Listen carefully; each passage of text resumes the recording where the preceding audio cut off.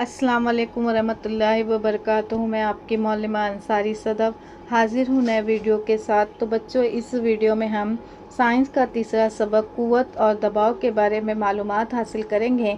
हमने अपने first video में क़ुव्वत किसे कहते हैं और क़ुव्वत की कौन कौन सी किस्में हैं उसके बारे में मालूमात हासिल किया था। दबाव के बारे में देखा था कि किस तरह क़ुव्वत का दबाव होता है, माए का दबाव होता है, गैस का दबाव होता है, फ़िज़ाई दबाव होता है। अब हम आगे कंटिन्यू करेंगे, जिसमें सबसे पहले दिया हुआ है क़ुव्वते उछाल। क़ुव्वते उछाल किसे कहते हैं? यहाँ पर आपको शक्ल दी गई है और मैं इसी शक्ल की मदद से आपको क़ुव्वते उछाल एक्सप्लेन करूँगी, समझाऊँगी और आप तमाम बच्चों को बगौर इसका मुशाहिदा करना है। यहाँ पर ये क्या है, एक टब समझ लो दिया हुआ है जिसमें क्या नहीं है, ढक्कन नहीं है। फिर उसके बाद इसमें पानी भर दिया गया है। एक पानी से भरी हुई बोतल डाली गई है जो क्या हो गई है, नीचे गहराई में चली गई, आपको दिखाई दे रही होंगी। एक ऐसी खाली बोतल है जो क्या रही, ऊपर तैर रही है, और ये गेंद है यानी बॉल है जो क्या हो रहा है, ऊपर तैर रहा है। तो ये क्यों ऐसा, ये दोनों चीज़ें ऊपर तैर रही है और ये नीचे चली गई है, ये ऐसा क्यों हुआ, यही हमको समझना है कि ऐसा क्यों हुआ। पानी की जो बोतल है वो खाली है और गेंद क्या है, खाली है, इसलिए वो क्या हो रहा है, ऊपर तैर रही है। जबकि पानी से भरी हुई बोतल कहाँ चले गई, नीचे चले गई। प्लास्टिक की खाली बोतल और गेंद पानी की सतह पर तैरते हैं। इसके बरखिलाफ पानी से भरी बोतल पानी के अंदर तैरती है। वो मुकम्मल तौर पर डूबती नहीं है, अंदर तैर रही है लेकिन डूब रही है क्या, नीचे बैठ गई नहीं। बोतल के अंदर के पानी का वज़न के मुकाबले में खाली बोतल का वज़न बहुत मामूली है। यहाँ खाली बोतल का वज़न क्या होगा, हल्का होगा, और इसका क्या होगा, वज़न होगा।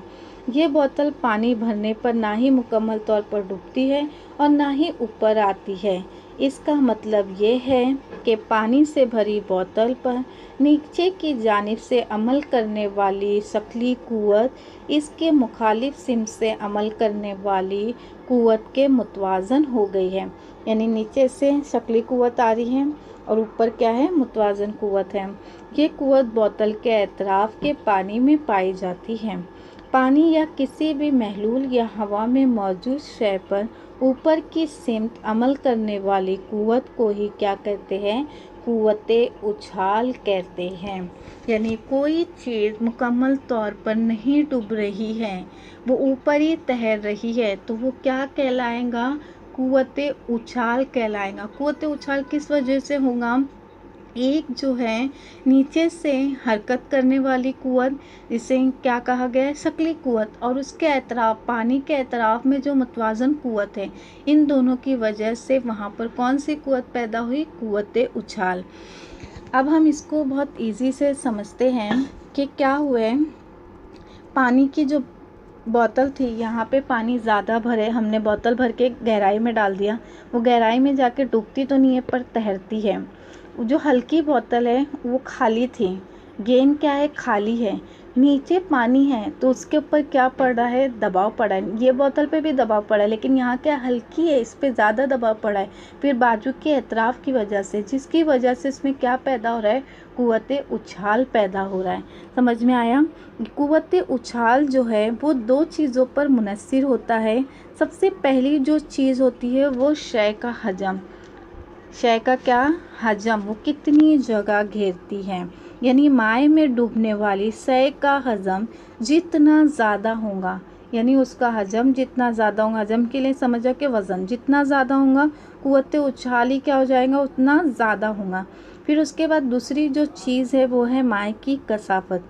कसाफत जितनी ज़्यादा होंगी, क़ुव्वते उछाल भी क्या होगा, उतने ही ज़्यादा होंगी।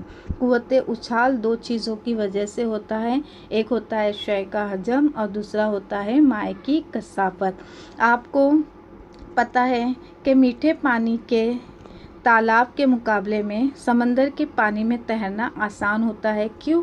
क्योंकि समंदर का पानी क्या होता है, खारा होता है। खारा होने की वजह से पानी की कसाफत क्या हो जाती है, ज़्यादा हो जाती है, और उसमें क्या होता है, इंसान अच्छे से तैर सकता है। या फिर अगर हम शक्कर पानी लें और एक नींबू पानी लें तो क्या हो जाएगा, नमक जब नींबू पानी लेते हैं, देखो यहाँ पे गिलास में पानी भर के इसमें नींबू डालने पर वो क्या हो जाता है, डूब जाता है। लेकिन पानी में 2 चम्मच नमक हल करने पर नींबू इसमें तैरने लगता है। ये क्यों होता है? क्योंकि पानी की कसाफत नमक की वजह से क्या होती है, बढ़ जाती है, वो खारा हो जाता है। यहाँ पर उसकी कुव्वत उछाल और शक्ली कुव्वत से ज़्यादा होती है, इसीलिए नींबू क्या होता है, तैरने लगता है। कसाफत ज़्यादा होंगी तो भी चीज़ें तैरेंगी, और शय का हजम ज़्यादा होगा तब भी चीज़ें क्या होंगी, तैरेंगी। तो उम्मीद है आपको कुव्वत उछाल समझ में आ गया होगा।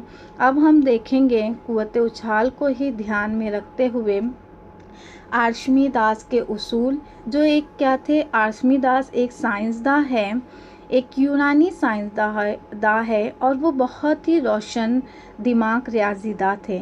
आदात का इस्तेमाल करके उन्होंने पाई की कीमत मालूम की। पाई जिसे हम 22/7 लिखते हैं। तबियाती साइंस में बैरम, चरखी और पहिए के मुताबिक इनका इल्म यूनानी फ़ौज को रूम की फ़ौज से लड़ने के लिए कारआमद साबित हुआ।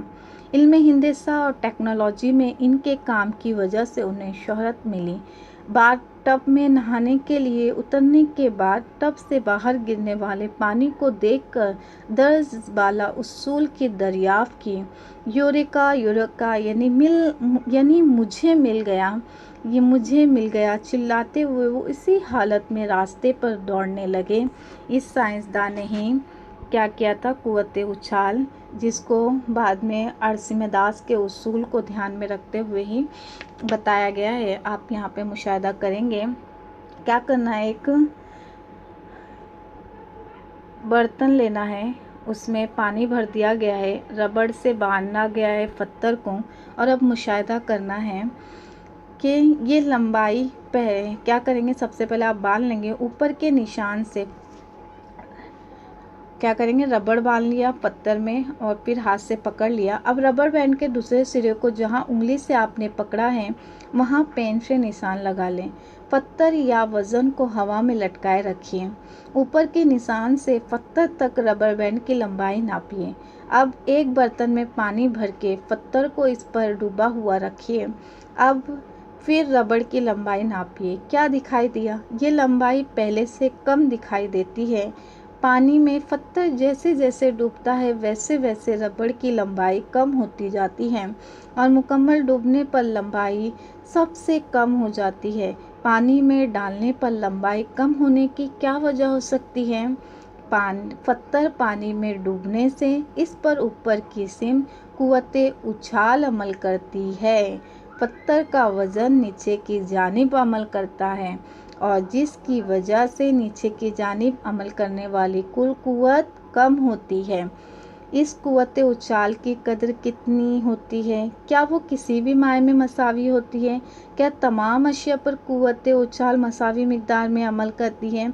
ऐसे तमाम सवालों के जवाब आर्शिमिदास के उसूल में पोशीदा है।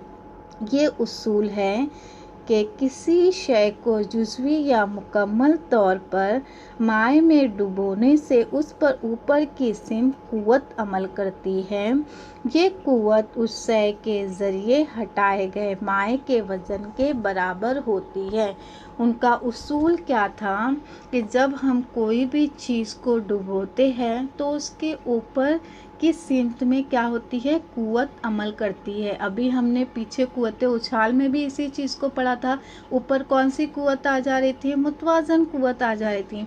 ये कुव्वत उस शय के ज़रिए जो चीज़ हमने डाली है, मिसाल के तौर पर यहाँ पे पत्थर डाला है, वो उसको हटाएंगे फिर हटाए गए माय के वज़न के बराबर होंगी। वो उसको क्या करिए, हटाए गए माय के वज़न के बराबर होंगी। यानी नीचे कौन सी कुव्वत अमल कर रही है? शक्ली कुव्वत। दोनों कुव्वत की वजह से ही क्या होता है, कुव्वत उछाल होता है। सेम इसी उसूल को किसने बताया? आर्शिमिदास ने। और इसी उसूल का इस्तेमाल बड़े पैमाने पर किया जाता है। जहाज, आबदोस कश्तियों की बनावट में इस उसूल को इस्तेमाल करते हैं।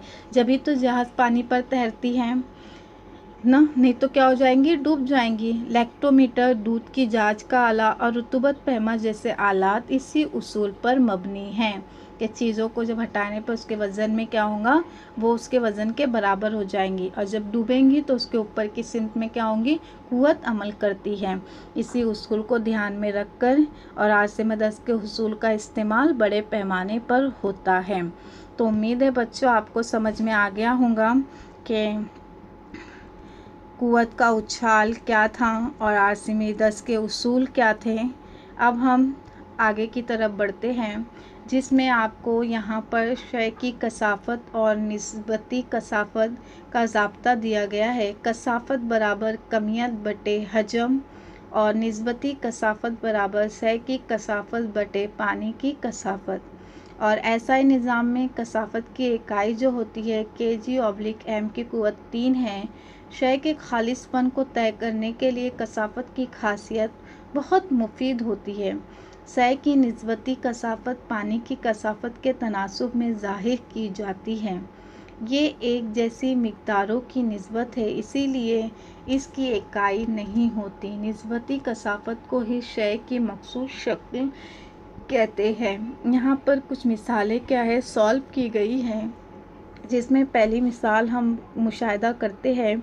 मिसाल नंबर 1, खाने के डब्बे की सतह का रकबा 0.25 m की कुव्वत 2 है और इसका वज़न 50 N है। इस डब्बे के ज़रिए तख्ते पर पड़ने वाला दबाव मालूम कीजिए।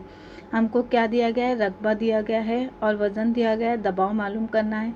दबाव का ज़ाब्ता रखेंगे, दबाव क्या रखेंगे, दबाव बराबर वज़न बटे रकबा। वज़न कितना दिया गया था 50 N और रकबा कितना है 0.25 रखे बराबर। अब हम यहाँ पे अशारिया के बाद कितने नंबर दिए गए हैं, अगर हमको अशारिया हटाना है तो हम ऊपर क्या कर देंगे 2 सिफर लगा देंगे। यहाँ से अशारिया हट जाएगा, 25 एका 25, 25 दुए 50, 2 सिफर अशारिया के लिए हटाए थे, कितना हो गया 200। यहाँ इसकी पैमाइश क्या आती है 50 की n और इसकी रकबे की क्या आती है m की कुव्वत 2, इसलिए क्या लिख देंगे n/m की कुव्वत 2। ये दबाव की इकाई भी है। सेम इसी तरह दूसरी भी मिसाल सॉल्व की गई है, सिर्फ क्या हो रहा है ज़ाब्ता चेंज हो रहा है। तो उम्मीद है बच्चों आप लोगों को समझ में आ गया होगा। यहाँ पर हमारा सबक क्या होता है, कंप्लीट होता है। यहाँ मश्की सवालात दिए गए हैं, खाली जगह जोड़ियाँ वगैरह आपको अपने से ढूंढ कर करना है। सवालों के जवाबात मैं आपको लिखाऊंगी, लेकिन खाली जगह और जोड़ियाँ आप लोग अपने से करेंगे, ठीक है। तो यहाँ पर हमारा तीसरा सबक कुव्वत और दबाव मुकम्मल होता है। उम्मीद है आप लोगों को समझ में आ गया होगा कि कुव्वत और दबाव किसे कहते हैं और किस तरह कुव्वत और दबाव में तब्दीली होती है। तो बच्चों बहुत बहुत शुक्रिया। अल्लाह हाफ़िज़।